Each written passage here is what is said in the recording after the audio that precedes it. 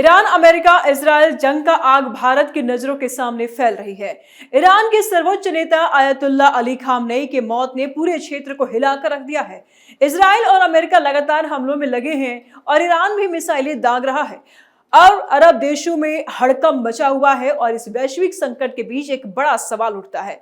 जब अखिलेश यादव जैसे विपक्षी नेता ईरान इजराइल संघर्ष पर केंद्र सरकार की विदेश नीति पर निशाना साध रहे हैं, तो बीजेपी के समर्थकों में क्यों चिंता की लहर उठ रही है? आज हम इसी पर बात करेंगे। नमस्कार, मैं हूं निश्चित दुबे, आप देख रहे हैं कैपिटल टीवी। सबसे पहले यह समझना जरूरी है कि नए और इस संघर्ष से दो देशों के बीच ही नहीं बल्कि पूरा विश्व टेंशन में है। यह एक वैश्विक शक्ति समीकरण का परिणाम है, जहां अमेरिका और इजराइल ने संयुक्त रूप से ईरान पर सैन्य कार्रवाई की है, जिससे क्षेत्र में अस्थिरता बढ़ रही है और लगभग 90 लाख भारतीय खाड़ी और मध्य पूर्व देशों में जीवित सुरक्षा चुनौतियों का सामना करना पड़ रहा है। जब देश विदेश नीति की सबसे संवेदनशील मुद्दों पर विपक्ष समांतर राजनीति शुरू करता है, देश के हितों से ऊपर राजनीतिक लाभ की बात करता है, तो वह सामान्य नागरिकों के मन में एक सवाल पैदा करता है। क्या इन बयानबाजियों का असली मकसद राष्ट्र के प्रति चिंता है, राष्ट्रहित है, या सिर्फ सत्ता की छोटी सी राजनीति?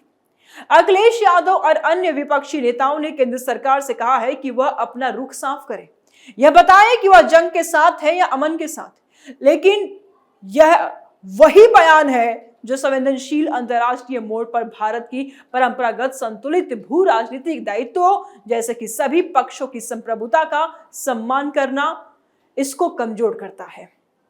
भारत ने हमेशा विश्व मंच पर शांति और विकास के मार्ग को प्राथमिकता दी है। आज भी विदेश मंत्रालय इसके लिए प्रतिबद्ध है। जब तक कोई स्पष्ट रणनीति नहीं बनाई जाती, भारत के लाखों नागरिकों की सुरक्षा और ऊर्जा सिक्योरिटी की महत्व को ध्यान में रख करके ऐसे बयान जो केवल राजनीतिक निशानेबाजी लगती है, उन्हें कई लोग देश हित के विपरीत देखते हैं। बीजेपी की नजर में यह बयान भारत की संतुलित विदेश नीति को कमजोर दिखाने की कोशिश है और इससे न केवल राष्ट्र की सुरक्षा पर प्रश्न उठता है, बल्कि ऐसे वक्त में एकजुट प्रतिक्रिया देने की आवश्यकता सामने आती है। भारत पहले सदैव हुई, यही वह भावना है जो आज भी देश की जनता चाहती है कि हम सबसे पहले अपनी सुरक्षा करें। यही वो संदेश है जिसे भाजपा समर्थक जोर देकर के रखते हैं। भारत फर्स्ट, जंग नहीं शांति हमारी नीति। अखिलेश का बयान से राजनीति या राष्ट्रवाद? मोदी की साइलेंस स्ट्रेटेजिक मास्टर प्लान।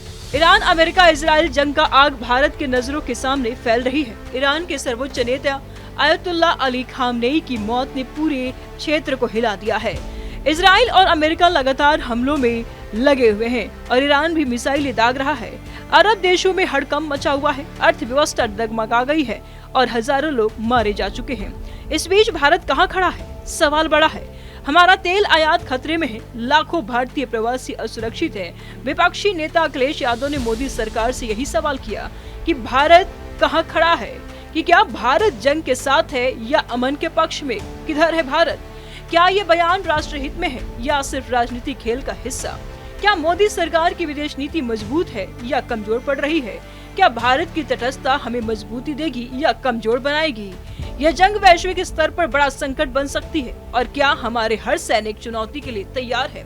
इस राष्ट्रवादी संकट में भारत की एकता ही हमारी सबसे बड़ी ताकत है और इस वक्त अखिलेश यादव जैसे विपक्षी नेता जो हर एक मुद्दे में अपना स्वार्थ तलाशते हैं, ऐसे सवाल कर रहे हैं, क्या ये राजनीति रोटी नहीं है या फिर राष्ट्र के प्रति इनका अचानक से उमड़ा हुआ प्रेम है?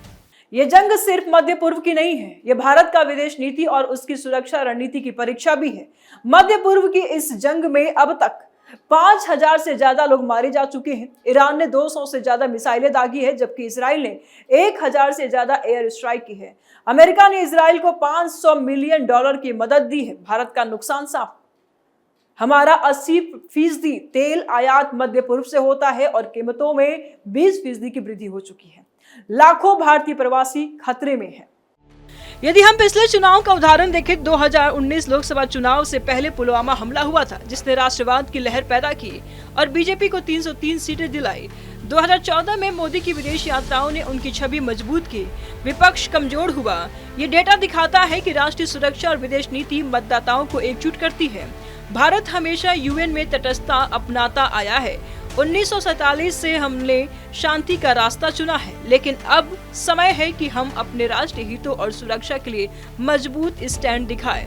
समाजवादी पार्टी के प्रमुख अखिलेश यादव ने सोशल मीडिया एक्स पर लिखा कि किसी देश के सबसे खास नागरिकों से लेकर आम लोगों तक पर हो रहे जानलेवा हमलों और जंग के इन हालातों में हमारी सरकार अपना रुख साफ करे।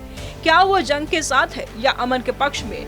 युद्ध में मारे जाने वालों की खबरों की पुष्टि करे। इंसानियत के खिलाफ हो रहे अपराधों को रोकना हर देश की जिम्मेदारी है। अब सत्ता पक्ष का रुख सामने आया। बीजेपी ने कहा कि मोदी सरकार शांति के प्रयासों में लगी है। विदेश मंत्री एस जयशंकर ने स्पष्ट किया, भारत हमेशा तटस्थ रहा है, लेकिन हमारे राष्ट्रीय हितों की रक्षा सर्वोच्च प्राथमिकता है। हम इजराइल के साथ रक्षा सौदों को मजबूत कर रहे हैं, जिसमें ड्रोन और AI टेक्नोलॉजी शामिल है, जो भारत की रणनीतिक ताकत को बढ़ाएगा और इस जंग में भारत मजबूती से खड़ा है। यह सिर्फ ताकत का प्रदर्शन नहीं है, बल्कि रणनीति और कूटनीति का सही संतुलन है। क्या यह जंग भारत को विश्व शक्ति बनाएगी या हमें घेर लेगी? क्या मोदी सरकार का अगला कदम क्षेत्रीय संतुलन को बदल देगा?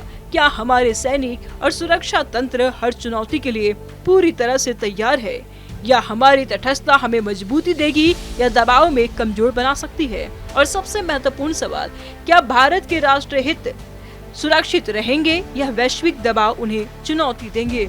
और इससे भी ज्यादा महत्वपूर्ण ये हो जाता है कि क्या इसी तरीके से सपा प्रमुख अखिलेश यादव अपनी चुनावी रोटी सेकते रहेंगे? हालांकि चुनाव में अभी समय है, लेकिन ऑपरेशन सिंदूर में भी इनका बयान सामने आया था और ईरान, इजराइल और अमेरिका के जंग में भी इनका बयान सामने आता है और लगातार ही अपनी सरकार पर ही सवाल उठाते हैं, जहां सभी को इस वक्त शांति से अपनी बातों को रखने की आजादी होनी चाहिए और अपनी बातों को सोच विचार करके रखने की जरूरत है। तो वहीं अखिलेश यादव इस वक्त सरकार से ही सवाल कर रहे हैं। ये लड़ाई सिर्फ मध्य पूर्व की नहीं है, ये भारत की विदेश नीति और उसकी रणनीतिक सोच की परीक्षा है। हमारे देश के लिए अब हर निर्णय, हर कदम, हर बयान बेहद महत्वपूर्ण हो जाता है।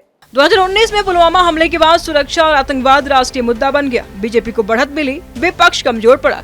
2014 में मोदी सरकार की विदेश नीति ने भारतीय वैश्विक छवि मजबूत की। आज मध्य पूर्व की जंग, तेल की कीमतों में उछाल और प्रवासियों की सुरक्षा जैसे मुद्दे हमें नए चुनावी और रणनीतिक परिदृश्य की ओर ले जा रहे हैं। भारत ने हमेशा तटस्थ रहते हुए शांति बनाए रखने की कोशिश की, लेकिन अब समय आ गया है कि हम न केवल शांति के पक्ष में खड़े हो, बल्कि अपने राष्ट्रीय हितों और सुरक्षा को सर्वोच्च प्राथमिकता दे। क्या भारत इस वैश्विक संकट में मजबूत बनेगा और विश्व शक्ति की स्थिति बनाए रखेगा? क्या मोदी सरकार की रणनीति क्षेत्रीय संतुलन बनाए रख पाएगी? क्या हमारे सैनिक और सुरक्षा तंत्र हर चुनौती के लिए तैयार है, सजग है? ये सारे सवाल अभी अनसुलझे हैं और आने वाले दिनों में जवाब सामने आएंगे। राष्ट्रवाद हमारी ताकत है, मोदी सरकार की रणनीति शांति लेकिन शक्ति है। भारत पहले है, हम पहले अपने देश की सुरक्षा करेंगे, हम पहले अपने देश पर ध्यान देंगे और उसके बाद बाकी कुछ और। हमारे सैनिक, हमारी विदेश नीति, हमारी जनता, यही असली ताकत है और हमारी प्राथमिकता यही है कि हम अपने ताकत को मजबूत करें।